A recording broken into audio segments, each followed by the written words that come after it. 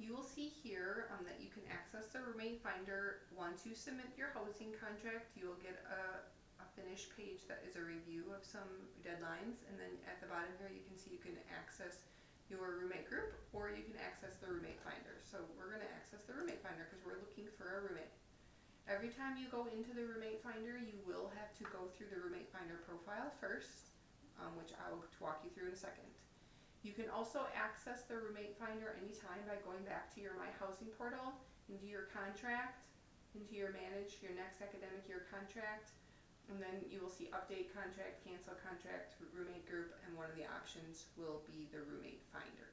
So two options, right directly at the end once you submit your contract, or anytime at My Housing portal. We just accessed it again right after we submitted our contract, and we're going to go next.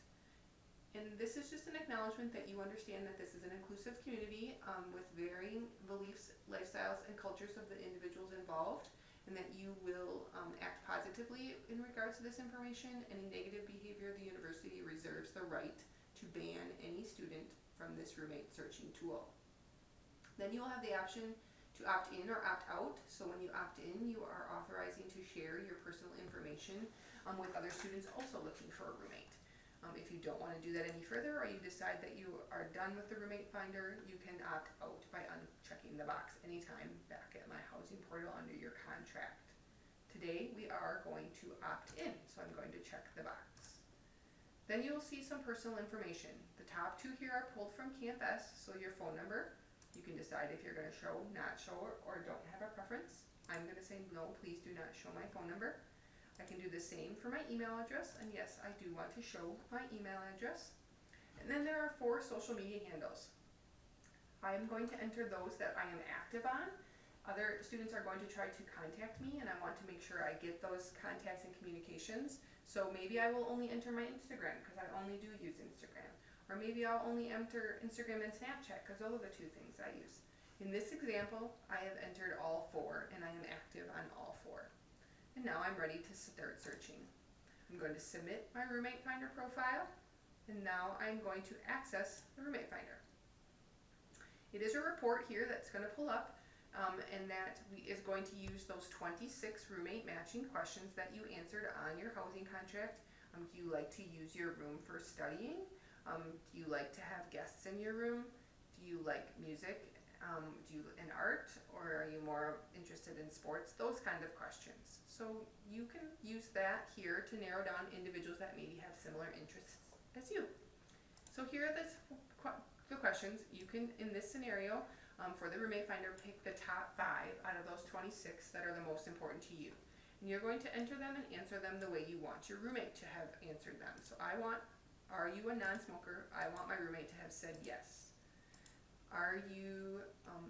Do you disapprove of alcohol use? I'm going to say no. And then I'm going to preview. I want to find students that had these 2 answers to these questions. Again, I can enter up to 5, so I could select other ones, or I can select only 1. You can decide which questions are the most important to you. So again, we have 2 in this scenario. I'm going to click preview, and you can see I have 2 housing students that are possibly future roommate matches for me. This student has a score of 2, which means they answered these 2 questions exactly the way I have indicated that I want my roommate to. This one only answered 1 of the 2 questions in that regard. Then if I toggle this off up here, so I can toggle the parameter area off so it's out of my way, and scroll to the right, you can see I can see the social media handles for this individual. They don't have an email or a cell phone that they wanted to share. This one does have an email and a phone number to share, but no social media handles. So you can find a way to contact those students, reach out, start having conversation. I can also see how they've answered some of the other roommate matching questions, and I can decide between the 2 of them maybe which one seems to be a better fit for me, or I can reach out to both of them.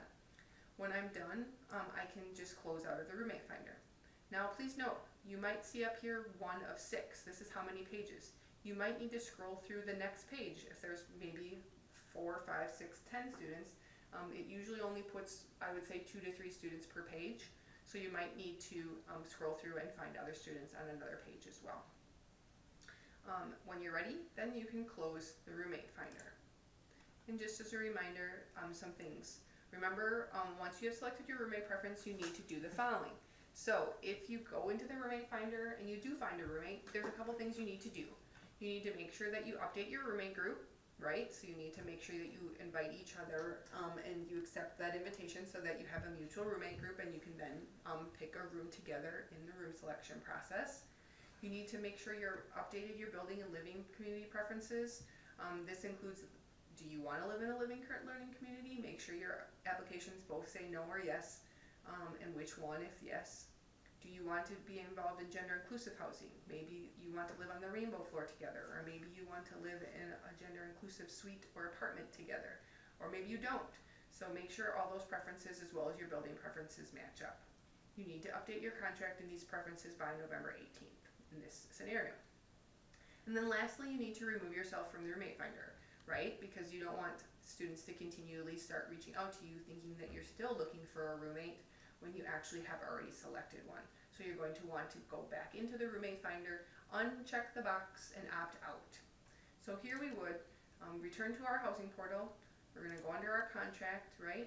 And I'm going to manage my 2021 contract, and now you can see that I can update, I can manage my roommate group. So maybe I want to invite the person I just found on the roommate finder, or maybe I want to opt out. So if I want to opt out, I would access the roommate finder, and it would eventually take me there. Okay, so that'll be fixed. But then you can see here the lottery number and medical air conditioner requests or cancel requests are also options. So you can update your contract or manage your roommate group, invite your roommate, accept the invitation, or opt out of the roommate finder. Or if you submitted your housing contract, you didn't want to find a roommate initially, but then you decide you want to, you can come back into the roommate finder anytime, opt in, and look for roommates. Again, if you have any questions, please don't hesitate to reach out to housing. You can see our information down here at the bottom. I'll scroll down here a little bit for you. You can see that our phone number is 836-3674 or our housing@uwec.edu. Thanks for listening and have fun searching.